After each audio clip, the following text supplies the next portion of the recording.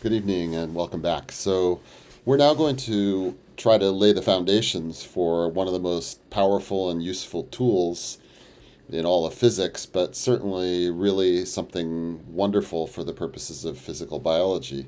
And that's statistical mechanics. I mean, we've flirted with it already, and now I want to make that explicit. And I think, before beginning, I need to at least give a little bit of a backdrop, which is to say, that statistical mechanics is a theory that was developed to consider the probabilities of the microscopic states of systems that are in equilibrium. I'm giving a bit of a limited view, but what I mean by that is that it's the theory that tells us how to understand the positions and velocities of molecules in a gas.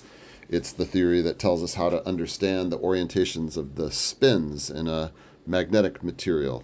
And it's the theory that tells us how to understand the degree of ionization of atoms in a star, which is very impressive and leads to a similar sort of physics as the model that we use to think about the relative probability of electrons in holes in a semiconductor.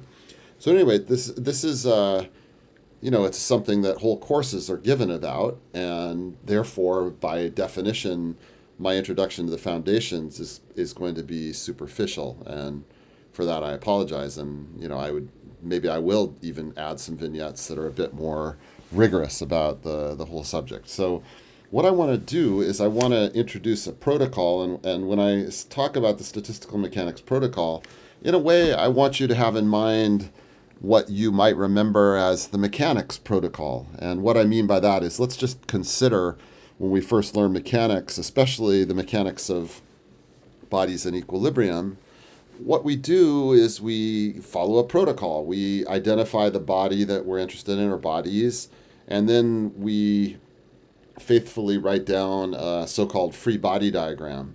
And this free body diagram reckons the different forces that are acting on some object, whether it's a falling parachutist or the car in a roller coaster, whatever. I mean, we work out all the forces. There's the normal force, or we might be thinking about an Indy car on the curves for the Indy 500, where there's a force pointing in the inward direction because of the bank curve. So that basically is an embodiment of what we knew about mechanics, F equals ma, and in the absence of unbalanced forces, then the acceleration will be zero, and that's the first law of motion, which is bodies will continue in their state of rest or of uniform motion in the absence of unbalanced forces. So what does it have to do with statistical mechanics? It's just that, I always find it interesting to think about how we couch the principles that preside over large swaths of phenomena. So, I could say there's F equals ma, and there's the law of universal gravitation, and that is the theory of mechanics. Everything from there is taking those two ideas and using them to calculate stuff. And the reason I note that is because, in some sense, I don't ask myself, where does F equals ma come from? I just take it as a given. And you could, in principle, in thinking about electricity and magnetism, have a similar approach. You could say, I accept that there are these equations known as Maxwell's equations, and then I examine the consequences of those equations. So here, what I want to say is that there's a fundamental idea, which is the idea of the Boltzmann distribution. And the Boltzmann distribution tells me the probability of different microscopic states, where the microscopic states are they're described by their energy. So let me attempt to teach this, quote unquote, through example. So the idea of the statistical mechanics protocol is that, as I said before, I want to compute the probabilities of different states. And where this is going to show up, why we're doing this in the context of the part of the course on life as defiance, is that the first thing that I wanted to do was to examine the force it takes to pull a polymer such as DNA. So in classic experiments from Carlos Bustamante and Smith in like 1996 or so, they used an optical trap to pull on DNA, And the way I want you to be thinking about this is that there's the natural state of the lambda phage DNA. And so I remind you, lambda phage is a bacteriophage. It's a bacterial virus. It infects E. coli, and it has a 48,500 base pair genome in the wild type cells. And if I take that DNA and I put it in solution, it will form a little blob, and we can estimate the size of that blob. Now, if we grab onto it and we pull it, we actually have to do work. And the work is associated with actually removing the fluctuations, or removing the jiggliness that's permitted because of entropy. So the point of the theory is to compute the probabilities of different microscopic states. So to illustrate that, I want to use the case of a simple two-state ion channel. So when I say two-state, what I mean is that I'm going to ignore any subtleties there might be about an inactivated state, or that there might be different degrees of opening or that kind of thing. One could do that, and that's very fun and interesting. But for the moment, I'm simply going to say that it's a two-state ion channel, and there's two states that you see here, one of which is the open state, shown on top, and the other of which is the closed state. And those are the only two states. So the first step in the protocol is to identify the states. And so I have done so. The next point is that we want to compute the energies of those different states.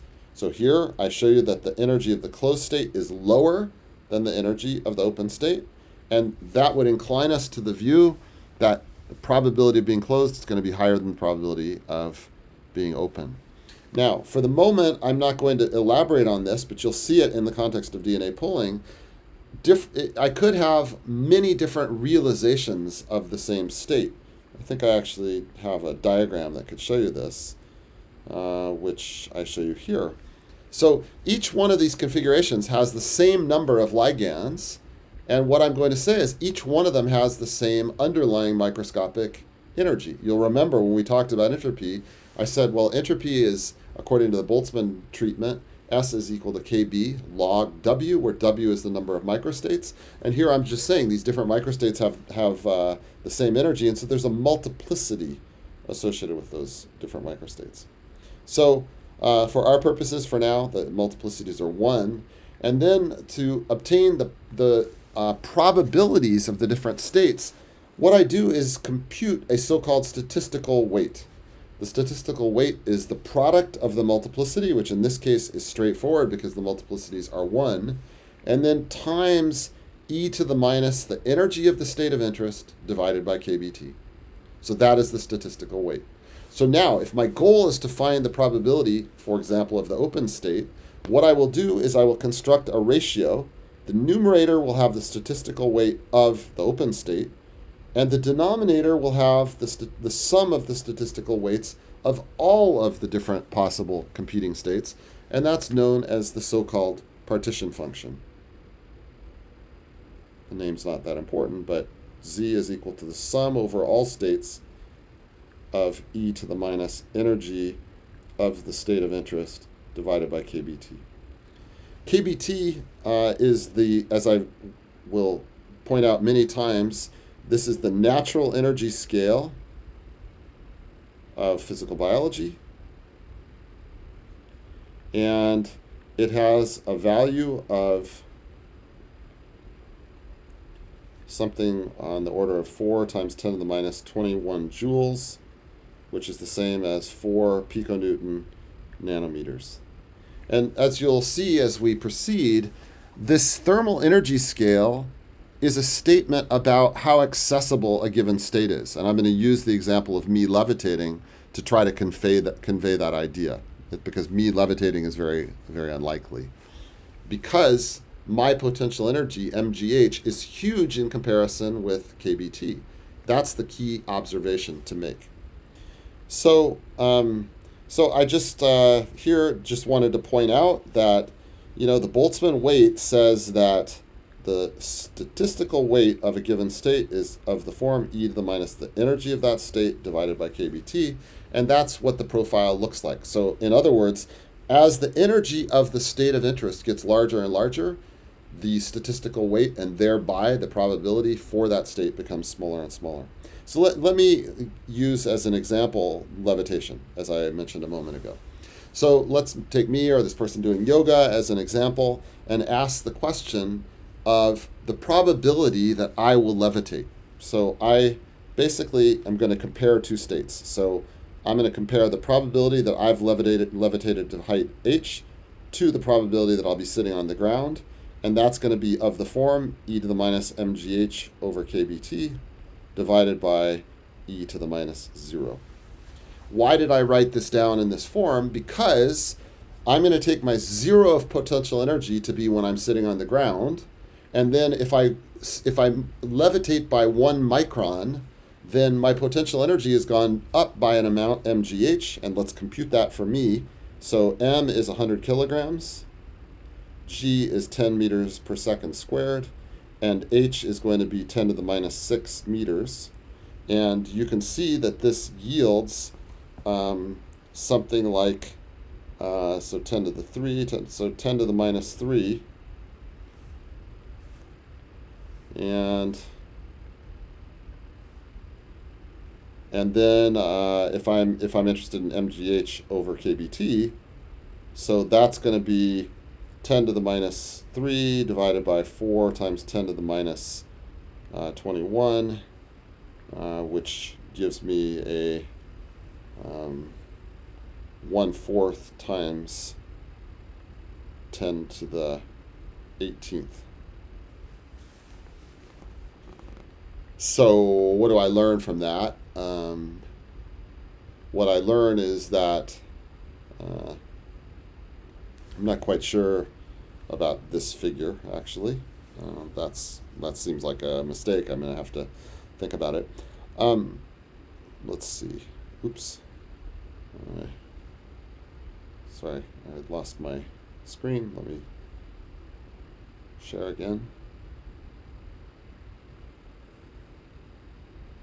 Pardon me. Please bear with me. Okay, it looks like it's going to work again.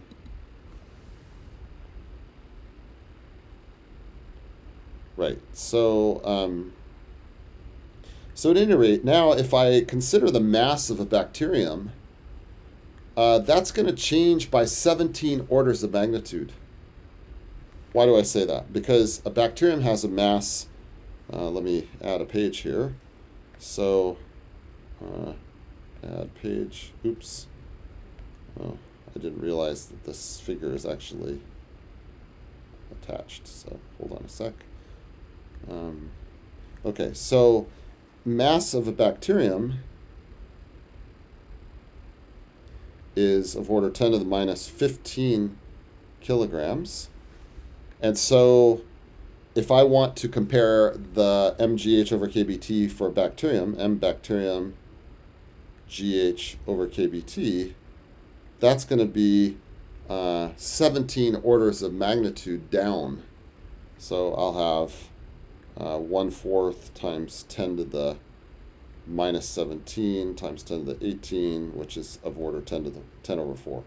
So, the probability of levitation is e to the minus 10/4 to levitate to a height of 1 micron. So what's the point of this? Well, the part of the point of it is just to remind you that we actually, in more or less every laboratory that does molecular biology, we have a device which is an anti-Boltzmann device. And the reason I use those words is because, what do we do? Old school centrifuges, they are tuned with a little knob that tells us how many G's we're spinning the sample at. And, 10,000 G's is quite reasonable. And what you'll see is that, I will take a bacterial mass, which is this case, but now if I change the effective G and increase it by a factor of 10 to the 4th, now I basically make levitation, even for the bacterium, unlikely. Now, there's some nuance here having to do with buoyancy and that kind of thing.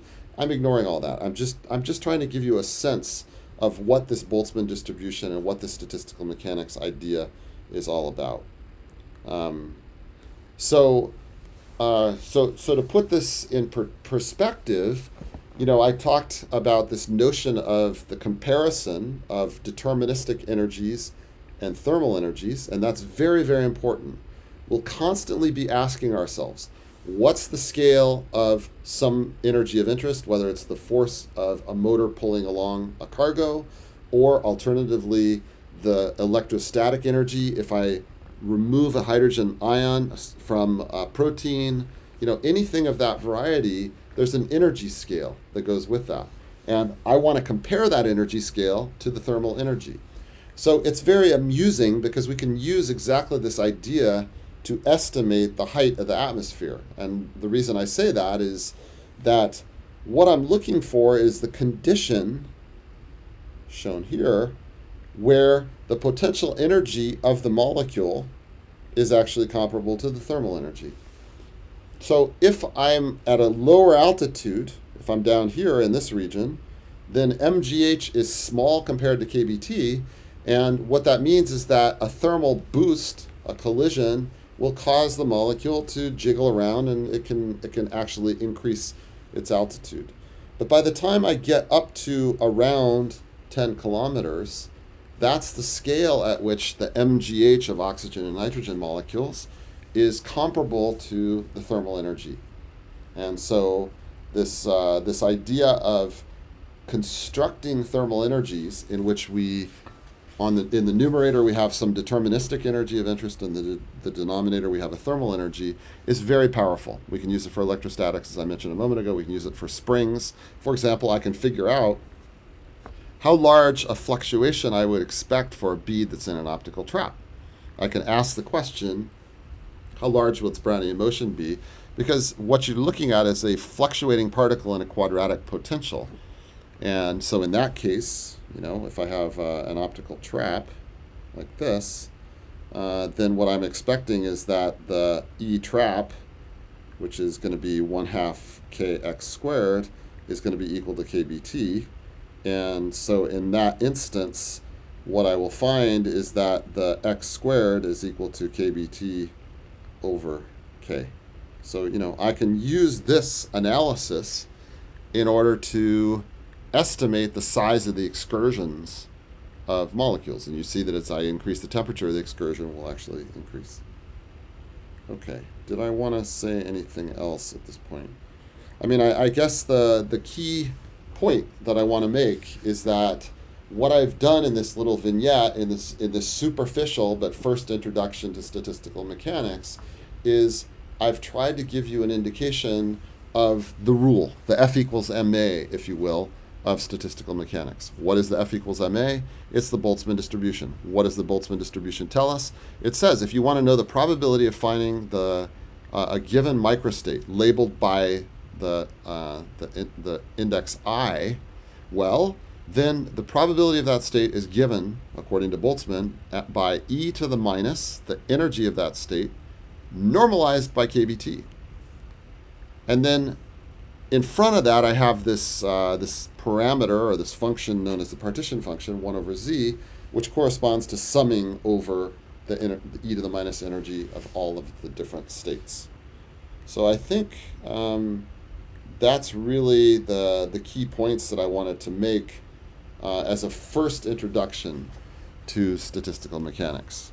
And what we'll do in the next vignette is we'll take up the question of how to think about the pulling of DNA in an optical trap as a kind of defiance. It's like a warm-up exercise in defiance.